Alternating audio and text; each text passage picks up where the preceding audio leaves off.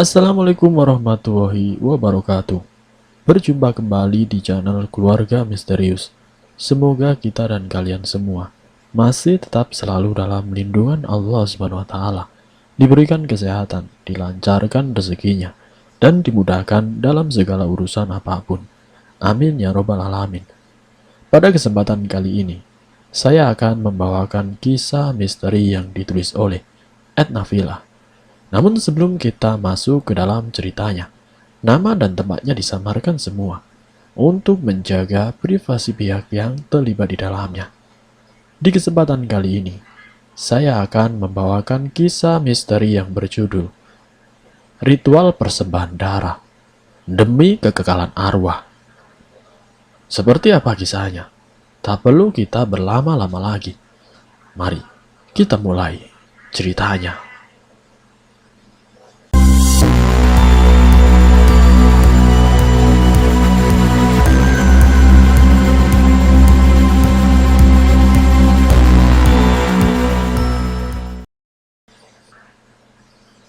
Malam itu hujan turun cukup deras.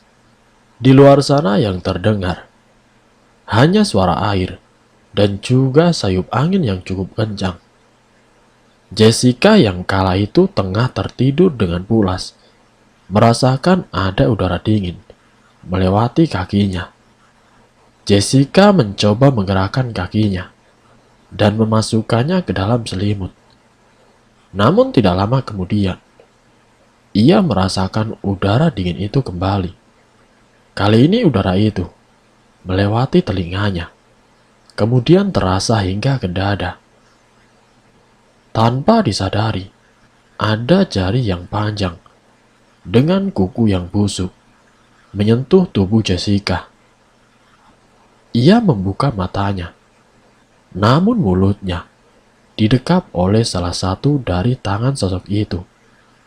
Sedangkan tangan yang lainnya mencoba menembus dada Jessica.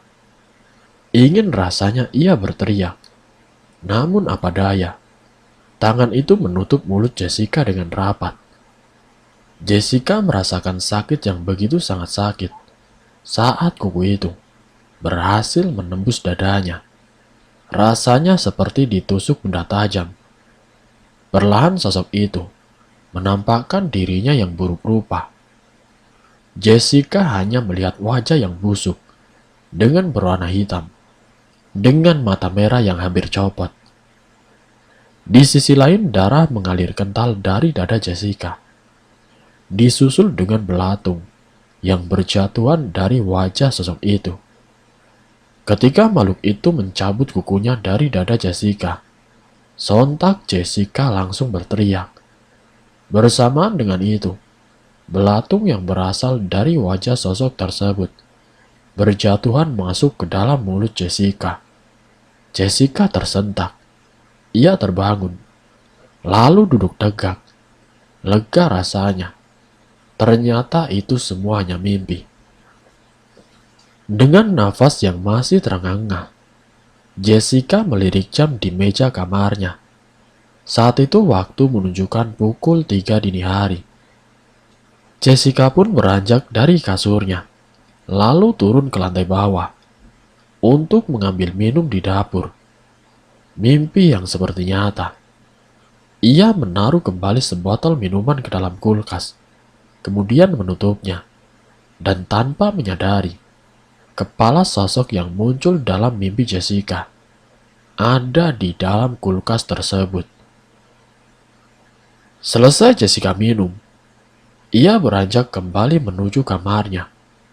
Ia sempat berdiam sejenak sambil menatap ke arah kaca.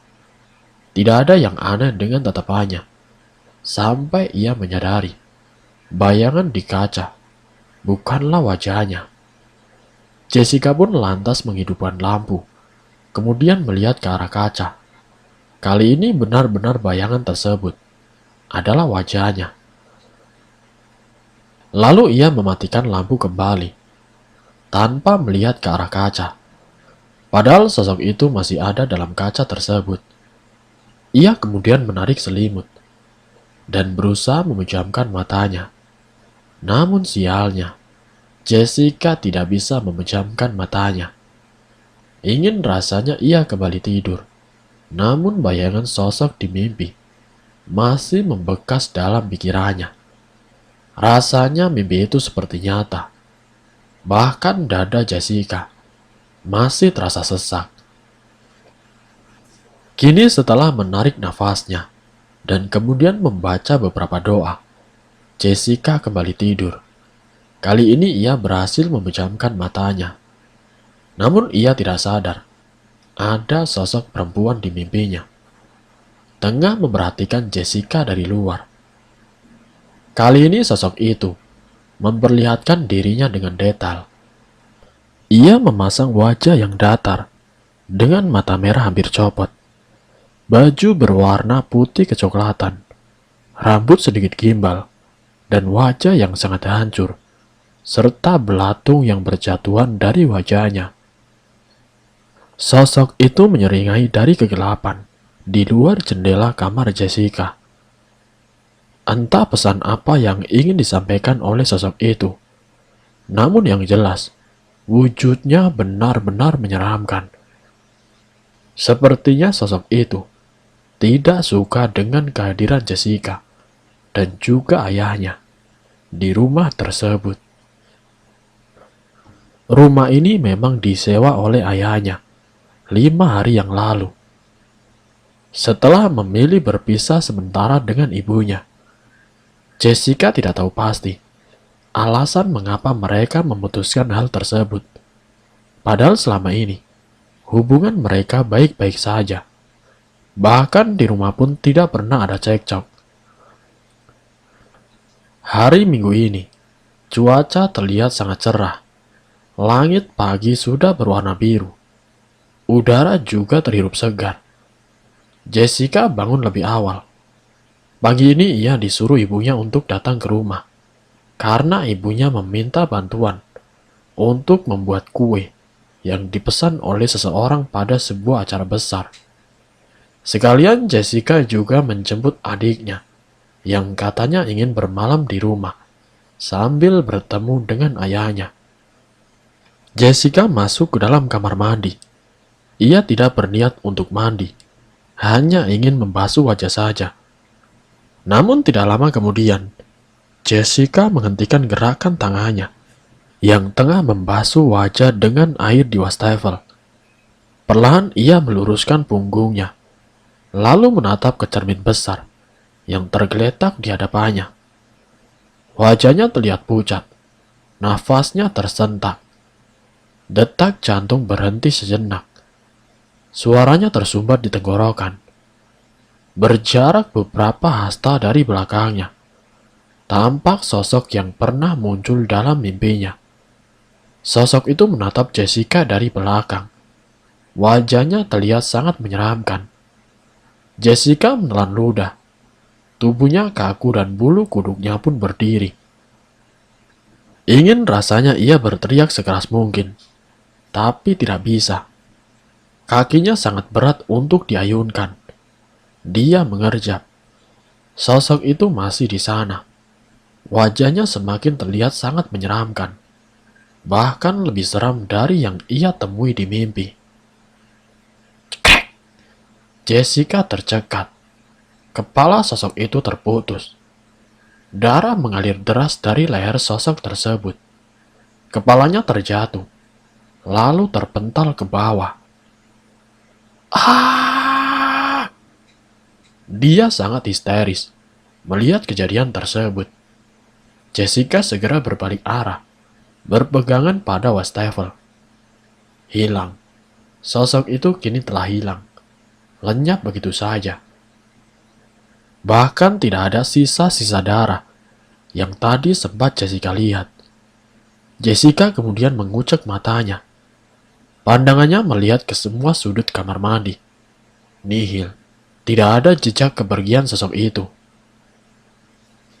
Pergi. Tolong. Rintih suara terdengar dari sudut kamar mandi. Suaranya menyuruh untuk pergi, namun meminta tolong. Terdengar pelan pada telinga Jessica. Ia kembali tidak bisa bersuara. Nafasnya semakin tidak teratur. "Tolong! Tolong!" Jessica berteriak, kemudian berlari, hendak keluar dari kamar mandi. Pintu kamar mandi tertutup dengan keras. Jessica menabraknya, lalu terpental ke belakang. Ia berusaha bangkit sekuat tenaga. Kepalanya terasa sakit akibat terbentur dengan pintu. Dicengkramnya kuat-kuat kenop pintu kamar mandi dan ditariknya daun pintu sekuat tenaga. Lalu tiba-tiba, cep! Lampu telah padam. Sesaat Jessica terdiam, matanya tertutup. Hembusan udara melewati telinganya. Dada Jessica sangat sesak. Sedari tadi tidak ada celah untuk bisa bernafas. Ceklek! Pintu kemudian terbuka. Jessica segera berlari dari kamar mandi, lalu keluar dari kamarnya. Nafasnya masih tidak teratur. Wajahnya juga terlihat sangat basi. Pada dahinya terdapat luka berwarna merah akibat benturan tadi. "Ayah! Ayah!" Ia terus memanggil ayahnya sambil menuruni anak tangga dengan sangat cepat. "Ayah!" Suara itu semakin keras ia teriakan. Kejadian pagi ini benar-benar membuat ia tidak habis pikir. Jessica bergerak menuju halaman belakang rumah. Tatapannya tertuju kepada sosok berbaju putih bersih yang tengah duduk di kursi taman miliknya. Sosok itu menghadap ke depan, sehingga hanya punggungnya yang terlihat oleh mata Jessica. Dengan penuh keberanian, Jessica berusaha mendekati sosok tersebut. Ia melangkahkan kakinya perlahan. "Neng!" Jessica terperenyak. Satu tangan menepuk pundaknya. Dia menoleh.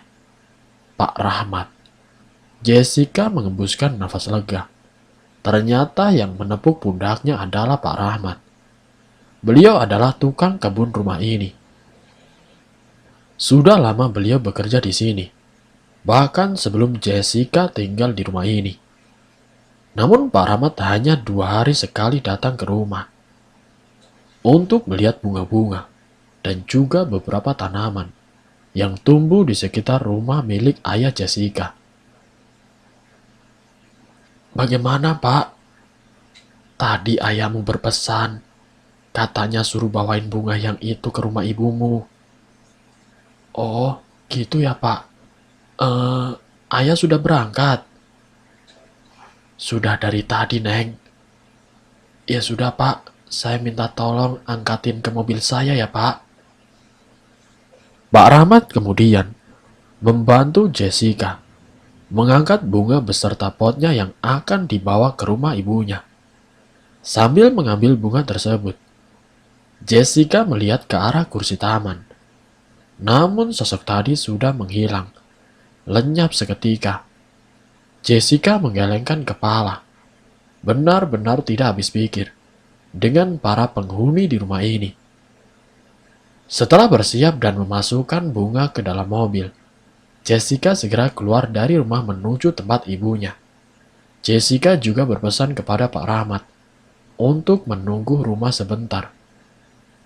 Rumahnya dengan rumah ibunya tidak terlalu jauh, jadi hanya membutuhkan waktu 15 menit untuk menempuhnya. Jalanan juga terlihat sedikit sepi. Wajar hari Minggu. Banyak para pegawai yang libur. Setelah sampai di rumah ibunya, Amel menyambut Jessica. Mereka berpelukan untuk waktu yang sedikit lama. Lega rasanya bisa bertemu dengan adiknya kembali. Namun sesaat setelah itu, ibunya pun keluar dari rumah. Jessica sudah sampai, Nak." Ibu Jessica kemudian memeluk Jessica. Kepala kamu kenapa, Nak?" "Ini, Mah. Tadi kebentur pintu. Namun Amel menatap tajam kepada luka yang membekas, tepat di dahi Jessica. Tatapannya terlihat sangat aneh. Amel, bantuin Kak Jessica bawa bunga ke dalam. Mama mau mengambil cetakan kue di tetangga samping sebentar. Ibu Jessica beranjak pergi. Jessica dan juga adiknya membawa bunga ke dalam. Kemudian mereka menuju kamar Amel yang terletak di lantai 2. Jessica melihat sekeliling kamar yang dihiasi dengan berbagai lukisan tangan adiknya. Ya, memang adik Jessica mempunyai bakat melukis. Tiba-tiba mata Jessica terfokus pada sketsa wajah di sebuah kertas yang terdapat di meja adiknya. Jessica mengambilnya, lalu menatap sketsa tersebut. Kamu masih sering gambar kayak ginian? Iya kak, kalau lagi gabut saja. Adik Jessica memang sering menggambar sketsa wajah menyeramkan, seperti hantu dan juga yang lainnya. Entah apa alasan dia. Semenjak kecelakaan semasa kecil, adik Jessica ini bisa melihat mereka yang tidak bisa kita lihat. Dan terkadang ia selalu berbicara bahwa apa yang ia gambar itu adalah mereka yang baru saja ia lihat. Aneh, Jessica selalu berpikir tidak masuk akal dengan apa yang selalu dikatakan adiknya. Meskipun pada akhirnya, dia mulai percaya dengan penglihatan adiknya. Namun ia masih sering meledek adiknya, hanya berhalusinasi. Di rumah kakak saja, banyak sekali kak. Tatapan Jessica tersentak. Dia seketika menoleh ke arah adiknya, yang tengah membereskan beberapa alat tulis. Jessica menaruh sketsa tersebut, kemudian berjalan mendekati adiknya. Maksudmu? Tanya Jessica dari belakang adiknya. Amel membalikkan badan.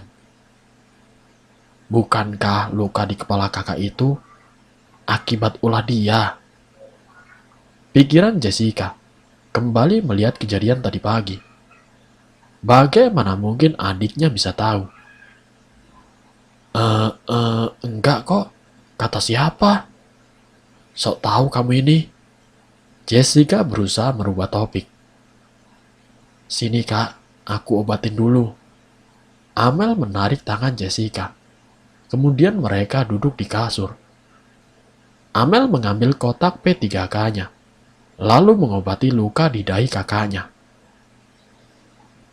Sudah selesai kak, ucap Amel saat selesai menutup luka tersebut. Jessica tersenyum ke arah adiknya.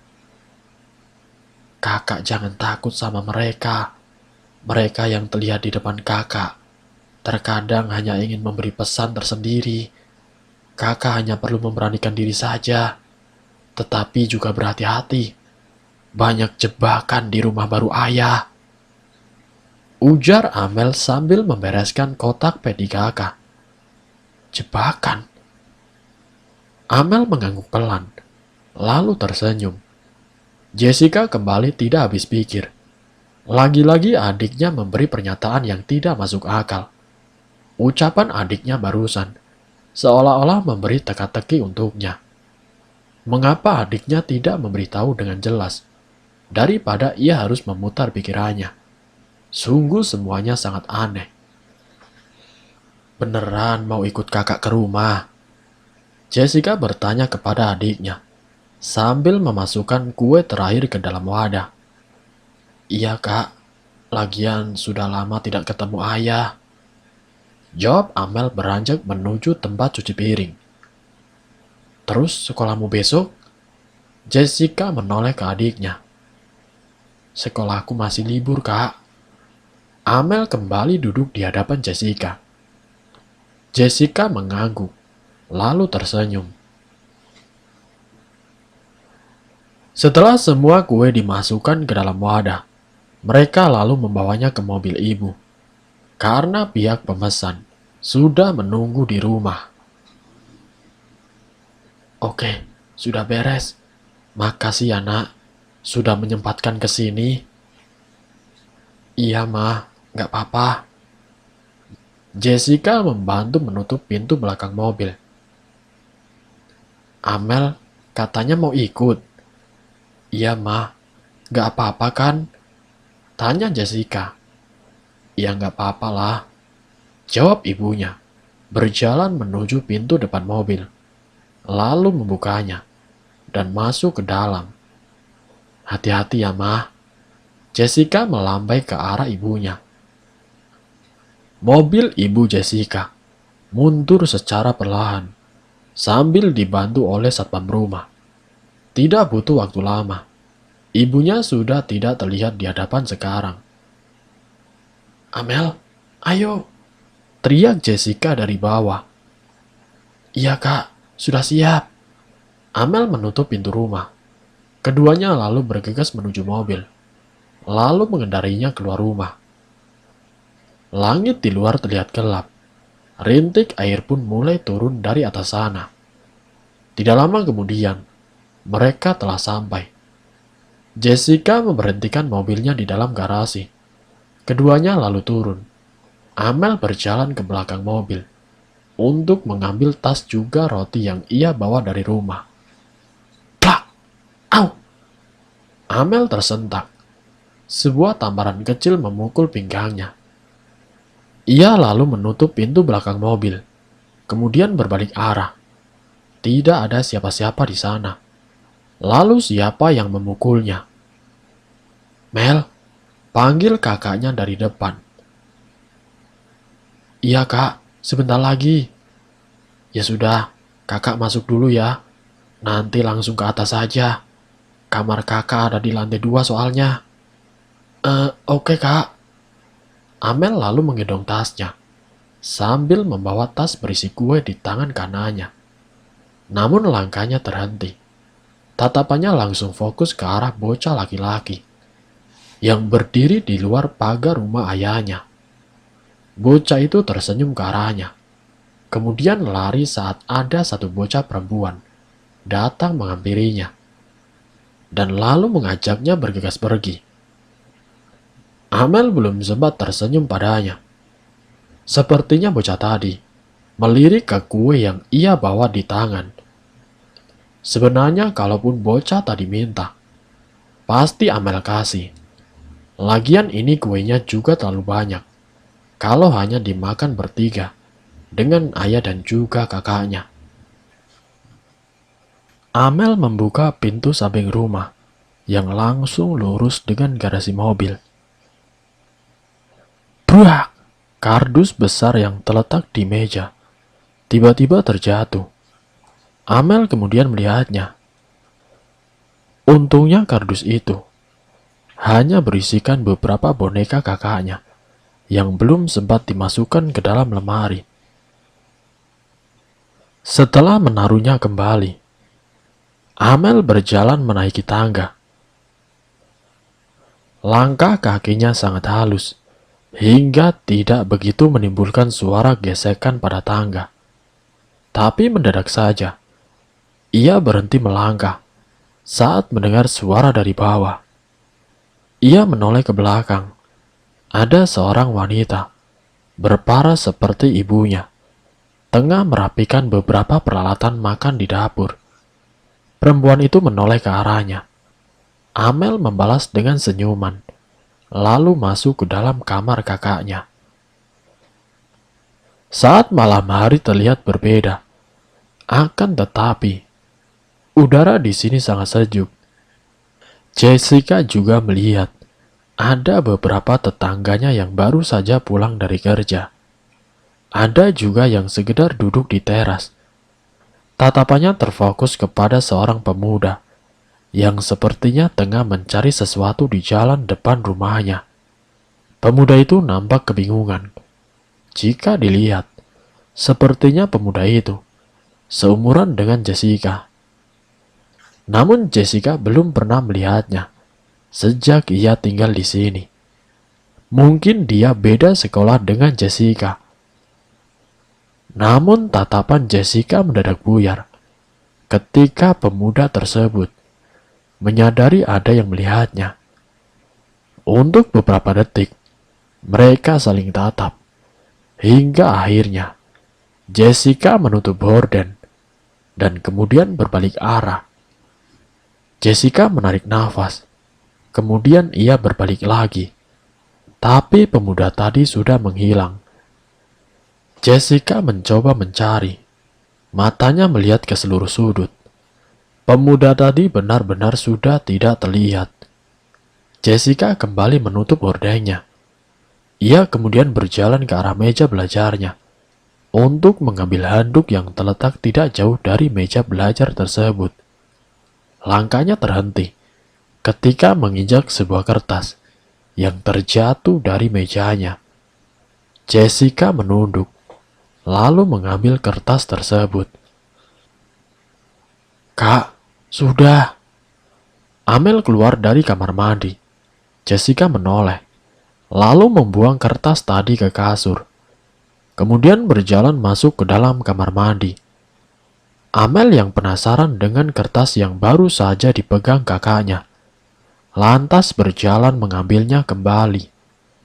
Ia seperti merasakan ada yang aneh dengan kertas tadi. Dipegangnya kertas tersebut dengan tangan Amel. Ia kemudian memejamkan matanya, mencoba melihat sesuatu di balik kertas tersebut. Ia berusaha untuk fokus dengan semuanya. Pikirannya langsung menerawang di sebuah dimensi lain. Ia dibawa ke dalam sebuah waktu di masa lalu. Ia terus mencoba untuk fokus. Yang ia lihat dari pikirannya masih berbentuk hitam putih. Ia melihat seorang wanita merintih meminta bantuan. Nampaknya seperti menyimpan sesuatu. Sayangnya pikirannya tidak bisa melihat atau memfokuskan ke wajah orang itu. Yang ia lihat hanya suasana hitam putih dengan latar belakang cairan kental. Darah. Ya, Amel melihat darah dalam pikiran tersebut. Ia seperti menyadari sesuatu. Ada pesan tersembunyi dari kertas tersebut. Ia memegang kertas tadi dengan erat. Pikiran terus berjalan tajam. Hingga kemudian, "Mel!" Suara kakaknya membuka sedikit pintu kamar mandi. Amel mendesis lalu berbalik arah. "Ambilin baju kakak itu dong, Mel." Dengan senyuman, Amel kemudian mengambil baju kakaknya, lalu memberikannya. Amel kemudian melihat kembali kertas yang bertuliskan emot sedih tersebut. Ia mencoba mengingat apa yang ia rasakan tadi. Sepertinya memang benar. Ada sesuatu tersembunyi atau pesan tersendiri di balik kertas ini. Esok paginya, selang beberapa detik setelah mobil kakaknya dan juga ayahnya pergi, muncul dua bocah di depan pagar yang kemarin sore sempat Amel temui. Amel menatap bocah tersebut. Mereka melambaikan tangan kepada Amel, menyuruh Amel untuk mendekat ke arah mereka. Bocah itu adalah seorang laki-laki dan juga perempuan. Sepertinya usia mereka sekitar 6-7 tahunan. Dan sepertinya kakak beradik. Amel berjalan mendekati mereka. "Hai," sapa Amel sedikit merendahkan badannya untuk menyesuaikan dengan mereka. "Kakak cantik ya," celetuk anak perempuan itu. Amel tersenyum, lalu sedikit mencubit pipi bocah perempuan itu. Rumah kalian di mana?" tanya Amel. "Kami tinggal bareng abang," ucap anak laki-laki sedikit mengemaskan. "Di sana." Anak perempuan itu menunjuk dengan jarinya. Amel melihat arah tangan dari anak tersebut. Jarinya menunjuk ke sebuah rumah yang tidak terlalu besar, berwarna biru tua. Rumah itu tidak jauh dari rumah kakak. Seberang jalan selang 2 rumah dari hadapan rumah kakaknya. "Ayo ke rumah kakak," ajak Amel. Dia ingin bermain bersama anak-anak, sekalian menemani waktu kosongnya di sini. "Ini rumah kakak?" tanya anak perempuan itu penasaran. "Bukan sih, ini rumahnya ayah sama kakak saya," jawab Amel. Kedua bocah itu melihat ke arah rumahnya. Amel ikut menoleh ke belakang, melihat rumah kakaknya.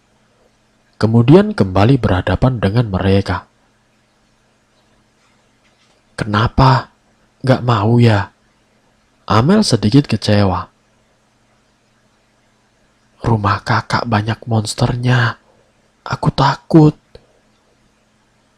Anak laki-laki itu kemudian memeluk bonekanya.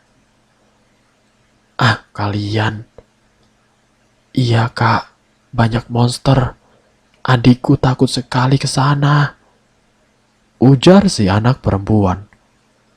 Amel terdiam sejenak. "Ya sudah, kita ke taman saja yuk." Kakak beradik itu melihat satu sama lain. Mereka saling tatap untuk beberapa waktu, seolah memberikan sebuah kode. "Ayo kak," ucap si anak perempuan. Mendengar jawaban dari mereka, Amel segera menutup pintu pagar rumah ayahnya. Setelah itu mereka berjalan menuju taman yang tidak jauh dari komplek perumahan tua ini. Di taman, Amel melihat sekeliling. Suasana sangat sepi. Tidak ada satupun orang yang berkunjung di sini. Mungkin karena masih pagi, dan juga komplek ini masih sepi juga penduduknya. "Kalau masih pagi memang sepi, Kak." Anak laki-laki itu memegang tangan Amel. "Kalau boleh tahu nama kalian siapa?" tanya Amel. "Nama aku Reno," jawab Reno sambil mengacungkan bonekanya. "Kalau nama aku Bintang." Anak perempuan tadi kemudian mengenalkan dirinya. Amel tersenyum memandang wajah Bintang. Sosok anak perempuan ini sama seperti anak lainnya. Ia memiliki kulit putih kemerahan, hidung yang mancung, rambut hitam terurai, dan juga alis yang sedikit tebal. Bisa dibilang sangat cantik untuk anak seusianya. "Oh iya, kalau jam segini, ibu sama ayah kalian lagi kerja ya?" Amel bertanya. Namun suasana mendadak hening seketika. Kedua anak itu saling menoleh, kemudian memasang wajah murung ke arah Amel. Maaf, kakak salah ya?" Amel merasa sedikit bersalah. "Enggak kok kak." Bintang tersenyum. "Kami memang belum ketemu sama orang tua kami sejak kejadian dulu." Sambung Bintang memasang wajah memelas. "Kejadian? Maksudnya?" Amel semakin penasaran. Reno menoleh ke arah kakaknya. "Jadi dulu itu..." "Bintang, Reno." Belum sempat Bintang berbicara, seorang pemuda datang menghampiri mereka. "Kalian rupanya di sini." Pemuda itu seperti lega melihat kedua anak ini ada di taman. "Maaf bang, kita nggak izin." Reno tersenyum. Pemuda itu kemudian melihat ke arah perempuan yang sedang bersama Reno dan Bintang, yaitu si Amel. Ia menatapnya cukup lama. Amel pun merasa sedikit aneh dan canggung. "Kamu siapa? Kok bisa main sama mereka?" Tanya pemuda itu. Saya Amel, adik dari orang yang baru saja pindah di rumah putih itu. Jawab Amel. Walah, jadi kamu adiknya? Aku Hadi. Aku sepantaran sama kakak kamu kok. Ujar Hadi. Oh, maaf bang. Amel sedikit menunduk. Santai saja.